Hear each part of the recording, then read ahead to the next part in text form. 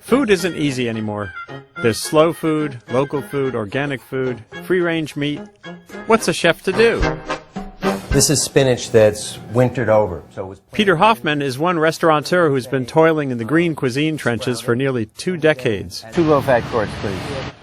He can often be found shopping New York's Union Square Farmers Market for locally grown ingredients for his restaurants, Savoy and Back 40. A lot of times it's a whole lot fresher or even higher quality because the people who are growing here are really growing for taste. He recently gave me a little cooking lesson in Back 40's kitchen, whipping up a fantastic salad that reflected his culinary passions, cooking in tune with the seasons and favoring local produce. Somebody quite famous long before me, T.S. Eliot, said that April is the cruelest month, and for us as chefs in this region, April is definitely the cruelest month.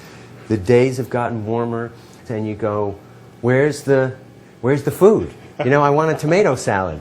And it hasn't happened yet. So Peter's remedy is wintered over greens, hardy little salad leaves grown out on a Long Island farm. Throw in a couple of wintertime cellar dwellers, a boiled beet, and Jerusalem artichokes for some heft and crunch. These are the Jerusalem artichokes. Peter's salad is also aided by a confit courtesy of some locally raised ducks.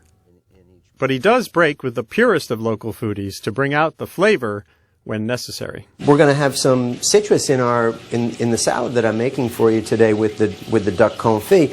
The citrus, of course, is not local. We don't have that in our region. You cannot have a lemon tart or squeeze lemon over your fish if you say I'm eating local. I've developed a direct buying relationship with an orchard out in California where the fruit is organic and you'll taste it.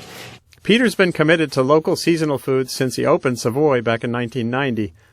But I had to ask how such practices can be scaled up in a world heading toward 9 billion hungry mouths. There's lots of good news. People are making better and better choices and thinking about that.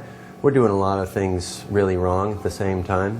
I'm heartened that so many people care about these issues in a way that they didn't 10 or 20 years ago. But we got to get down to business too. Like many people, Peter is trying to cut his indirect and personal use of fossil-fueled transportation. In addition to sourcing local food that doesn't travel very far, he also schleps his groceries on a special cargo bike. Do I need to be flying my food all over the world? Do I want to continue to participate in a food system where that's what we're doing with our fossil fuels? While Peter takes sustainability seriously, he does say food should also be fun. You know, it's important to play with your food. It's important to touch it and sort of have that tactile experience of it and to taste it as you're going all along the way. And knowing the story behind the food on your plate does add to the pleasure of eating. So thanks for showing us around not only your kitchen and but also your approach to the plate and cooking. Been delighted to share some of my thinking with you today and some of my food. Great. Glad you enjoyed it. So this is Andy Revkin of the New York Times and .earth. Bon appetit.